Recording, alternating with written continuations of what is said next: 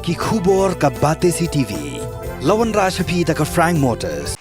Ka Tata Safari ka SUV ka bapaw tam jong ka India minta ka lami ha ka jinglong batmai ringkat bat khatsan teligi features baningkong e ha ka segment la play ye ki booking but ya ki jing tip bakam bnia one shaka Frank Motors lat ko ringi lani phone hau number hinyo not sausan ar not hinyo khanda hinyo lai Uno ektin ke sorkar MDA ba polling do. Ula ong ba ke Hnlc ke liban Kiar na ka Jingbyrngem Briew kulmar.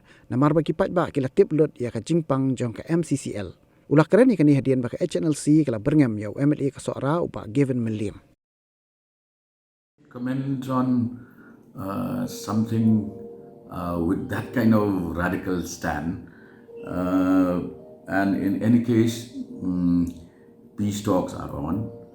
The state government is through the Home Department in the process of pursuing those talks, and I am confident that whatever statement has come out should not in any way impede the course of the peace talks.